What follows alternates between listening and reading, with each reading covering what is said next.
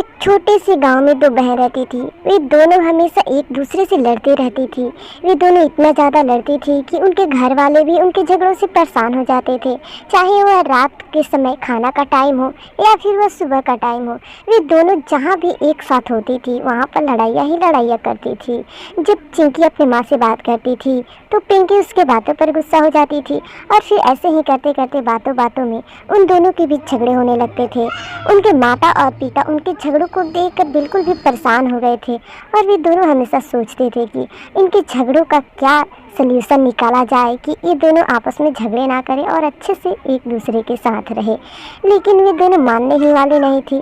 तब उनकी मम्मी कहती है, अरे बेटा, इतना तुम लोग झगड़ा मत करो, झगड़ा करना अच्छा बात नहीं है।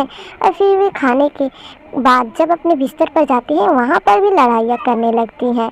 ऐसे ही वे रोज़ रोज़ लड़ाइयाँ करती थी। तब उसकी माँ बहुत ज़्यादा परेशान हो गई थी और उसके पापा से कहती है, अरे इन दोनों को कहीं पर अलग अलग रखो वरना ये दोनों एक दिन मर कट जाएंगी। तब उसके पिता कहते, अच्छा मैं अगले दिन कुछ सोचता हूँ इन दोनों के बारे में। फिर जब अगला सुबह होता है और वे दोनों फिर जब एक पास इकट्ठा होती हैं तो दोनों एक ही बड़े बड़े हथियार लेकर और आपस में लड़ाइयाँ करने लगती है, जिसमें उन दोनों को बहुत ज़ोर से चोट लगती है और मृत्यु हो जाती है। मरने के बाद वे दोनों लड़ाकू बहनें चुड़ैल बन जाती हैं और एक दूसरे से फिर भी झगड़ा कर रही थी। और झगड़ा करते करते उन्हें याद आता है, अरे चिंकी यहाँ से चलो वरना मम्मी पापा हमें देख लेंगे तो पूरे गाँव वाले हमें मिलकर इस गाँव से निकाल देंगे। इससे पहले यही होगा कि हम दोनों को यहाँ से चला जाना चाहिए वरना ये गांव वाले हमें नहीं छोड़ेंगे।